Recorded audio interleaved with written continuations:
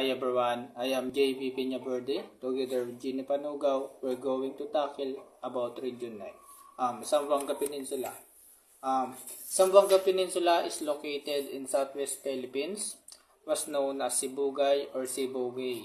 Later on, changed into Zamboanga, which derived from the Malay word Zambangan. Zambangan, meaning land of the flower, occupies a land of 17,046 and 6,400 square meter kilometer and is composed of three provinces, Zamboanga del Norte, Zamboanga del Sur, and Zamboanga Sibugay. We will discuss the history and creation, province and major, geographical features, language, major ethnic groups. Discuss history and creation. Previously known as Western Mindanao before the enactment, Executive Order No. 36, signed by President Gloria Macapagal Arroyo on September 2000, which provides for the reorganization of the administrative regions in Mindanao. Region 9 presently consists of three provinces, Zamboanga del Norte, Zamboanga del Sur, and Zamboanga Sibugay. The name of status of Moro Province soon changed to the Department of Mindanao and Sulu on August 16, 1916. The cause Zamboanga to become a province. On June 6, 1952, divided into province of Zamboanga del Norte and Zamboanga del Sur by virtue of Republic Act 711. Another major change in jurisdiction of Zamboanga del Sur territorial, it happens to both create a new province out of the 3rd Congressional District named Zamboanga Sibugay, 79 province created on February 2021. Provinces and major cities. There are three provinces in Zamboanga Peninsula, namely Zamboanga del Norte, Zamboanga del Sur, Zamboanga Sibugay. Zamboanga del Norte, the capital is Dipolog, comprises 25 municipalities and 2 cities. Sindangan and Dapitan are the top most densely populated in the province. These are further subdivided into 691 barangays and clustered into 3 congressional districts. Zamboanga del Sur, the capital city is Pangasinan, comprises 26 municipalities and 1 component city, organized into 2 congressional districts and further subdivided into 681 barangays. And lastly, Zamboanga Sibugay. The capital city is Ipil, comprises 16 municipalities and organized into 2 congressional districts and further subdivided into 389 barangays. Zamboanga Peninsula has 5 cities: Dipolog City, Dapitan City, Pangasinan City, Isabela City, and the highly urbanized city of Zamboanga. Geographical features. It has a total land area of 14,500 square kilometer. Zamboanga del Norte with 7,301 square kilometer. Zamboanga del Sur with 4,499.46 square kilometer. Zamboanga Sibugay with 3,600.75 square kilometer. Zamboanga Peninsula lies between the Moro Gulf, part of the Celebes Sea, and the Sulu Sea. Along the shores of the peninsula are numerous bays and islands.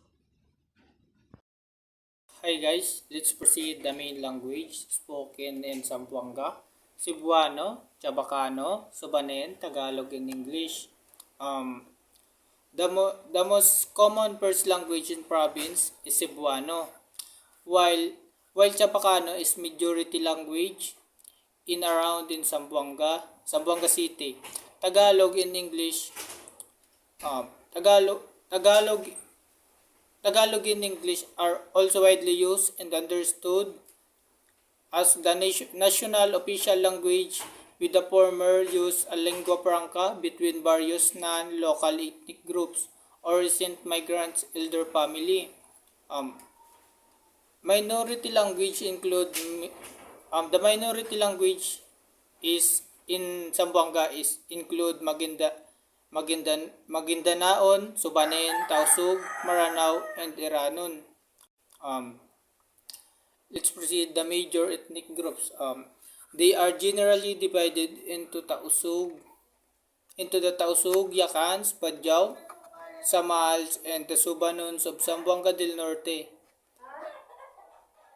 Zamboanga del Sur, and Zamboanga Sibugay. One third of the region's population is composed of the ethnic people. These groups, usually erroneously classified under the general heading of Muslims, are actually distinct from each other in culture.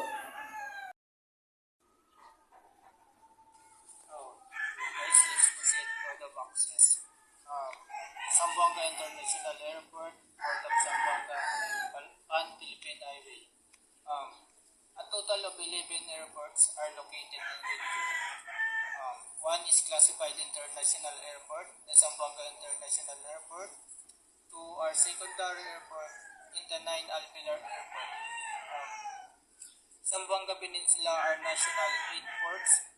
The major ports of entry is located in Zamboanga City, which is the region Great Port and the Special Economic Zone. The Zamboanga International Airport is located in Zamboanga City. The airport is operated by Civil Aviation Authority of the Philippines. It is the main airport serving the region for Zamboanga City, Philippines. It is managed by the Philippine Port Authority. Port Management Office, Zamboanga, otherwise known as corporate name, Zamboanga Freeport Authority. Palampans Philippine Highway. Although known as Maharlika Highway, it is a 3,517 kilometer network of road, expressway, bridges, and air services that connects the island of Luzon, Leyte, and Ebenlong in the Philippines, serving as the country's principal transport backbone. The Zamboanga City is located at the southern in the end of Pan-Philippine Highway, or the Asian Highway 26. This means can reach the city by the car, connecting to the Pagadian, Cotabato, General Santos, Davao, and Surigao, basically linking the most of Mindanao. Major attraction. Major attraction is located in Zamboanga Peninsula. The most famous one in the region is Pink Sand Beach, Dakak Beach. Third attraction is Port Pilar Shrine. Fourth is Paseo del Pilar. And the fifth is attraction is Glorious Fantasy. Land is the one biggest theme park and another pride of Mindanao is located in the Pitan City. One of the famous tourist spots in Dipolog City is Linabo Peak. It's a great views and sense of accomplishment when complete. There are indeed 3,003 concrete steps all the way up Linabo Peak. Along the way are the 16 stations of the cross depicting scenes from the life of Jesus. The steps are hugely popular during Holy Week when thousands of locals make the climb up. Tourism activities. Merlicute Falls is divided into two parts with the height of 10 meters. The lower level is most dramatic. According to tourism official, hiring a private van or renting a jeep for the day to take you all the way to Merlicute Falls and the safest way to large groups to get there. Merlicute Falls is stunning waterfall that flows down a rock formation and is surrounded by lush flora. The falls are about 68 kilometers east of Zamboanga City in Sibulao. The falls are accessible by lovely drive through the countryside and short trek through the forest. Paseo del Mar Park. A 17th century defense fort designed and used by the Spanish military. One of the antecedent aspects of Paseo del Mar is the nightlife. Paseo del Mar, of one of the most stunning parks in the country in Zamboanga City, is Paseo del Mar. One may see the most breathtaking sunsets in the city as well as a breathtaking view of Basilan Island and Santa Cruz here from Paseo del Mar. One could also observe the city active park. The park has a number of cement seats as well as link promenade that runs along the big breakwater or shoreline. Last and tourism activities is Yakan Weavering Village. Yakan Weavering Village is located 7 kilometers from the city center in the Zamboanga City.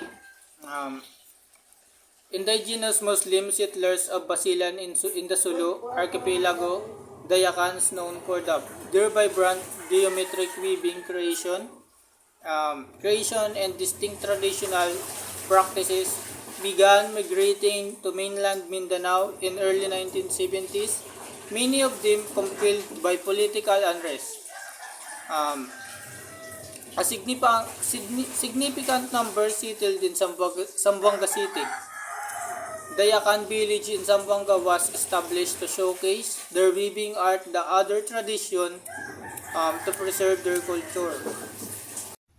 Accommodations. First is City Inn Hotel. City Inn Hotel is the great options for accommodation when visiting Zamboanga City, whether you are a visitor or traveling for business. The city-centered excitement is just 1.9 km away. The hotel convenience allocation allows guests to easily navigate the city's small sea attractions.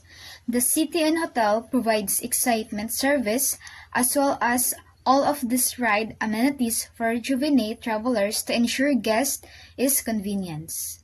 The hotel offers free Wi-Fi, NOR rooms, a 24 hours front desk, luggage storage, Wi-Fi in public areas in the parking lot.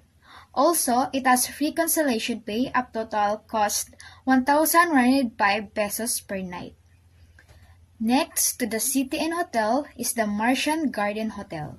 It is located 2 km to city center and offers easy access to all of the city's amenities.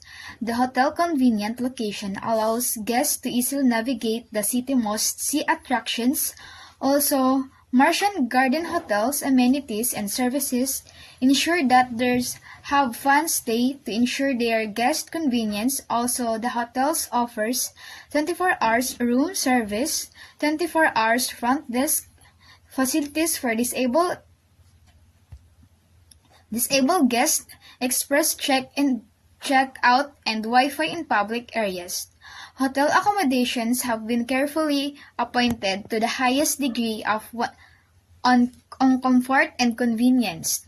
In some of the rooms, guests can find television, internet access, non-smoking rooms, air conditioning, and the hotel offers wonderful recreational facilities, such as outdoor pool, massage pool for kids, garden to make your stay truly unforgettable, and it has 3-star hotel. It costs 2,849 peso per night. Moving on, we have Garden Orchid Hotel Resort. The hotel located just over 2 kilometers from the city center. It offers easy access to all of the city's amenities. The hotel offers a variety of high-end amenities, including 24-hour service, a lunch, a smoking area, and the conference rooms. There are 201 rooms to choose from. It is a 4-star hotel. It costs 3,600 peso per night. Famous foods found in Zamboanga. Tiyula itong is a hearty beef stew and goat darkened with roasted coconut. Its level of spiciness varies from one restaurant to another.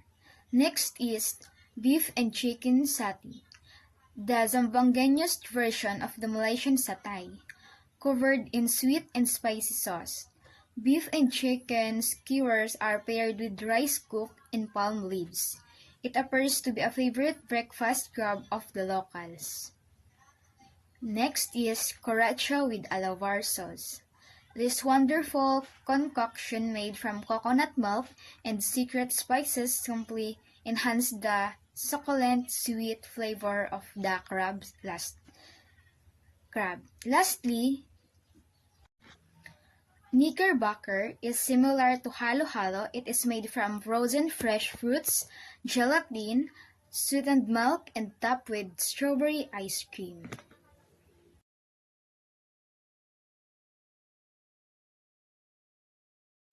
Festivals and special events in Zamboanga del Norte.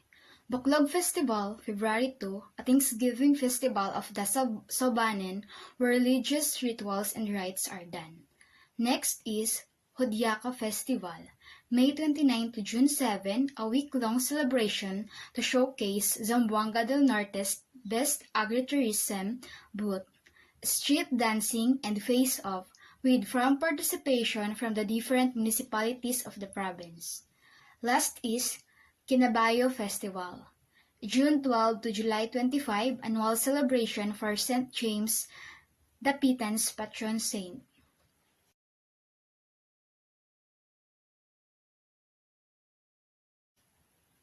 Festivals and special events in Zamboanga del Sur. First is Kutsitsa Festival, April 26, a Thanksgiving festival for a bountiful harvest. It highlights its street dancing competition and agri-trade fair. Next is Bigayon Festival, September 11 to 17, annual celebration of the founding anniversary of the province.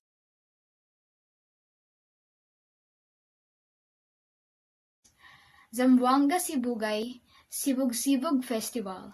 Oyster in Zamboanga Sibugay is dubbed as the most delicious, juiciest, and biggest oysters. The local hold the Sibug-Sibug Festival to celebrate its oyster industry.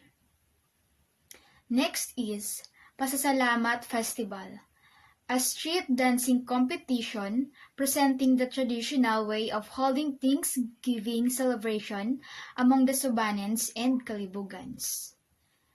Kasikas Festival, annual celebration honoring Senior San Jose Mamuo, o the Patron of Ipil. Next is Bangus Festival, a Thanksgiving festival celebrating the abundance of bangus or milkfish in the province. The festival highlights the annual culinary contests. Regional and provincial slogan. Zamboanga del Norte slogan, from Orchid City to Shrine City. And Zamboanga del Sur slogan is the colors of the ethnic Zamboanga. And lastly, the Zamboanga Sibugay slogan, the Islands of Sea Snakes. So that's all po. Thank you.